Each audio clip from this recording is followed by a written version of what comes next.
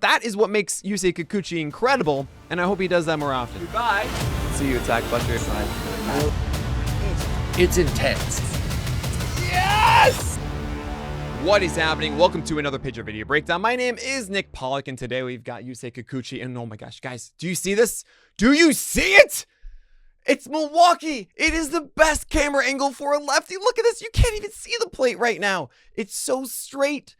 Oh my gosh, do you remember the other day we were doing Shota Imanaga and that thing was like boom, boom, boom because the camera angle's stupid? No, you can see it straight on a line. And we're just going to watch this fourth inning because I think this does a really good job of showcasing what Kikuchi does. The best thing he's done all year is this 95-mile-per-hour fastball, which actually sat 96 plus in this one, that he's actually looking upstairs.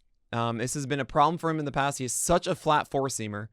And we actually do have, what's actually really cool, is we have this amazing, amazing tool with PL Pro that allows you to look at every single pitch live that day and see, is this a flat pitch? Does it have good vertical movement? Does it have good velocity? Does it have good extension and its likelihood for whiffs that day and location? It's actually really cool. This is what that tool looks like. And you see right at the top of it, the one who had the highest likelihood of whiffs with their four-seamer yesterday was Kikuchi.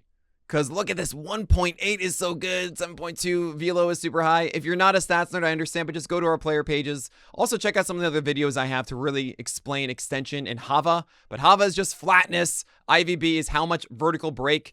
Kikuchi's is so good and should live upstairs all the time. And it wasn't until last night that he actually really did it so much. Anyway, look at that, 95 upstairs. That's what you want. That's the good stuff. Splitter underneath. Okay. I mean, so it's not really a splitter. It's a changeup. Here's the thing about Kikuchi that really bothers me. That changeup is not good. And he tried a new changeup grip. It's a huge thing this spring. I'm going to have this changeup. It's going to be great. First start of the year. What does Kikuchi do? Throws a lot of changeups. It's a bad start. Goes, you know what? I'm going to do what worked for me last year, which is fastball, curveball, slider instead. And he was so good. But then the slider disappeared and the changeup has had to come back. And it's kind of annoying because now the fastball is just amazing. And that's the slider at 89. And there you go again now. Right? That's the good one. We want to see that. That's nice, Kikuchi. There's that curveball at 80. Doesn't get the edge. He's trying to get some free real estate. Fine 1-0. Go back with the fastball. 95. Just Terrain takes it. He's like, whatever, it's fine. Seeing that, I would probably just pump another one in there. Yeah. 96. He slaps it to left field. And that's because he is late on it. He tries to in and out it. And it finds the glove, and that's cool. We'll take an out. 96. Because of 96, 95. He's not pulling that one to right field. So good stuff there. Another right-hander up. He tries to go high with a four-seamer, misses at 94. Nail it again. Make the adjustment. He decides to go with the curveball instead. And you can see it's very much of a vertical one. Not really that much of lateral movement on it. And thank you so much, Milwaukee, again, for the best camera angle for lefties. I can actually see things instead of guessing how much movement these pitches has. It's just right behind them. And there it is, that curveball getting back into the zone a little bit more. Why is that more vertical or horizontal movement? Because this is where he aimed it, right? That's where he aimed it. It's a pretty much of a drop pitch. 2-1. Oh, that's the good stuff. This is my favorite skill. You guys know this from lefties. What's my favorite skill? Getting your four-seamer up and in to opposite-handed batters, really right-handers. That's beautiful. And that sets up everything else. He doesn't want to swing at that one. You can probably go back there. You can probably throw a slider off of it. There it is. And that's the good slider. That's what makes Kikuchi good. When he's doing that, when he's putting his curveball in the zone for strikes, fastballs are upstairs effectively, and then sliders are down underneath. This is what happens. Unfortunately, it's not always what happens, but that is what makes Yusei Kikuchi incredible, and I hope he does that more often. I mean, there you go. That is the perfect summation of Yusei Kikuchi. Getting four-seamers upstairs with incredible pitch metrics on it, a changeup that it lives in the dirt and just isn't very good, a curveball that can be landed for strikes, and a slider that is an amazing put-away pitch as well. And hopefully that is what we see more often than not moving forward for Yusei Kikuchi. And what? We've got time. Oh, we've got so much time. We got a bonus. Who is it going to be today?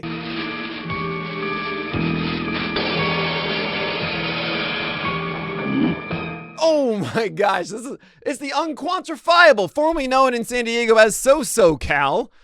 It is Cal Quantrill. I didn't really expect to do a video on Cal Quantrill this year, but long story short, he has a new splitter that he's throwing like double the amount this year, about near 40% of the time.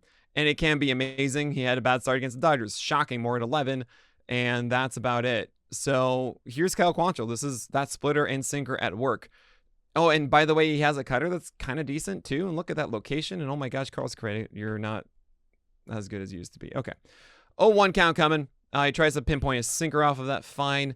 This is also a very generous inning I'm giving for Cal Quantrill. There's a curveball full strike. My gosh, you're getting more things in here. It's not just sinkers and splitters. What? 1-2 coming, and there's the splitter. And 1-2, fine. Carlos Correa had 2 strikes, and that was coming. But do you know the second one coming? He didn't.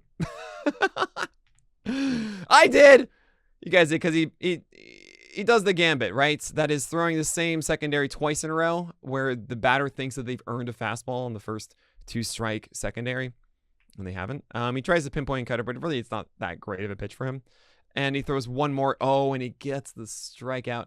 And I will say, Cal Quantrill, all 3 of those cutters, competitive, right? The thing that you see with a lot of struggling pitchers is that they throw one and it's just way out of the zone, and then they maybe get one that's close, and then the other one's way out of the zone. All 3 of those were competitive.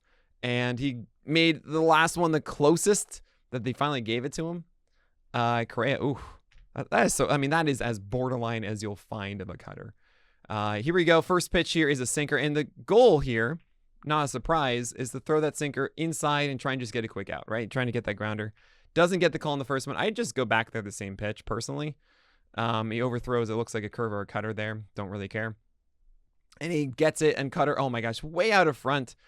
And that's a huge deal, because back in the day, this is what Cal Quantrill did. Just sinkers and cutters. There was nothing else. There was no splitter whatsoever. This is old bread and butter. 2-0, keep them off the fastball, all that kind of stuff. Take advantage and go after the cutter. We really haven't even seen that sinker do much in this one. We have a cutter trying to do backdoor here. We have a fastball trying to sneak away, trying to play the game of coming back over the plate, coming off the plate, that kind of thing with that sinker. It's kind of harder against lefties, but then the splitter should be the nullifier. So at 2-1, you would think you'd see the splitter here. And there it is. And he gets a strike with it, called strike. This was actually 66% strike rate on that splitter for this game. And that floats in there. And honestly, it looks like a very hittable pitch, right? This does not look like I don't know, just a beautiful pitch or something like that. No, it's, if you're looking for a splitter, you will crush this pitch. But the thing is, Kepler wasn't, for whatever reason. Now 2-2, I would probably go that splitter again down and away here. I mean, he goes with the curveball, misses it, but it's such a weird location. And think about this. When you throw in a weird location to a batter, if it's not the pitch that they expect, it's weird. They don't know how to adapt to it. If they're looking for a curveball, they're going to see it out of the hand, and they're going to crush it if it's in that bad spot. I wasn't expecting curveball. Kepler wasn't expecting curveball. No one was expecting curveball, and that would have fallen in for a strike, so he had to swing at that. Weird strikeout, right? Very, very weird. So I'm going to give you another one. This is a curveball for a strike here with Quantrill. That was such a gift of an inning, and very kind of me. Ooh, look at, was that backdoor splitter there? Is that what I'm seeing? Oh, man. That is not intentional. That is more intentional. The curveball in the dirt at 1-2. Probably another splitter here. Yeah, we see that. Fouls it off. And we really haven't seen sinkers at all thus far. And there you go. Trying to do the backdoor one. Not really going to work, I think. You saw Jeffers in the previous one being a little bit aggressive. I don't think you're just going to get him to freeze. I think he is kind of keyed in on that fastball. So that is way out in front. If he's looking for that curveball, that is staying fair. And he's not. So you see a fastball upstairs, fine, there's a fastball. But that's the thing, no, now you kind of give away that it's not a fastball. Oh, wow. Wow, I'm amazed that he went back to it. Absolutely shocked. You see, this is such a hittable pitch. But the fact that he threw the fastball up here previously kind of suggests, like, I tried to do it and I failed, now it's going back to slow stuff. And that's how I thought it would be. But this is, that's what I thought we'd seen. So did Jeffers. And that's why this 95 is just fouled off, because that is so anti-book, and that's kind of cool. 2-2 coming, and it's another fastball, and he fouls out, and doesn't foul off. I'm sorry, that's an out. Because again, he's feeling like this isn't a good pitch for him. Why would he be doing that? He's sending off speed stuff, and it's very counterintuitive, but that's really good sequencing from Cal Quantrill. There's a sinker that gets by him, Castro. I'm so sorry, buddy, but you shouldn't miss that. When you see that, I honestly would, I would go back to that sinker, because he just couldn't catch up to that one. And, ooh, 2 takes there. Oh, that's beautiful. I mean, look at this. This is a 1-1 splitter right on the edge. And he says, no, that's what I'm looking for. I want that. You know, I expect that one. I expect something slow here. So, yeah, I'm not going to swing at it. But the thing is, batters change. And Quantrill says, you know what? I'm going to do that again, and you're not going to expect it a second time now. And he swings right over. It's the same pitch.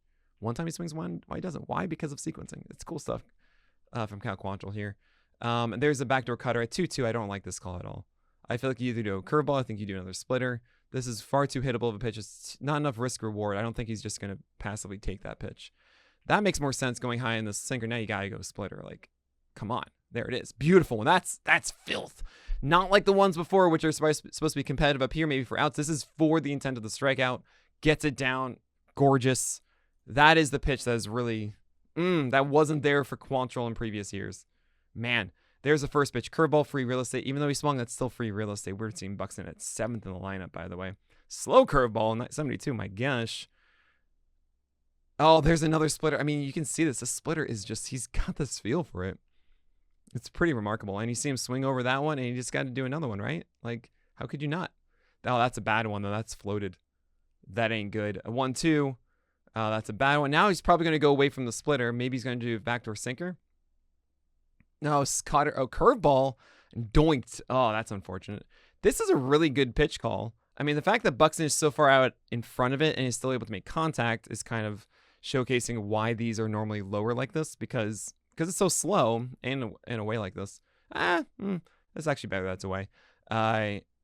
He's able to stay on it longer. It's like, and then pokes the bat at it and gets a hit. That's just annoying if you're a pitcher. You had him beat. Last batter here in the 4th inning. 1-0 followed by a, oh my gosh, sinker. Look at that long swing. Super underneath this. Oh my gosh. You see that and you just have to stay up. Like, do not go down. Yeah. Cutter there. I would probably throw a sinker upstairs. Right. Cutter up. He pops it up. I mean, he's so underneath everything here. Yeah, that was going to be hit because he's coming from such an extreme angle. Like, you need to keep this flatter. And of course, he gets underneath the splitter. That's where his whole mentality is, and he gives it a legit ride. Right. And you can see from that swing of just, he wants it down. The splitter might actually match that bat path. I would have completely stayed up the entire time because it's just such a long swing to get there. But that is Cal Quantrill. That's a good look at it. I know I got a long bonus for you today. But that is it. Make sure you guys subscribe, of course, and let me know who you want to watch next. But pitchers are dope. They make us feel dope. And my name is Nick Polly, and get out of here.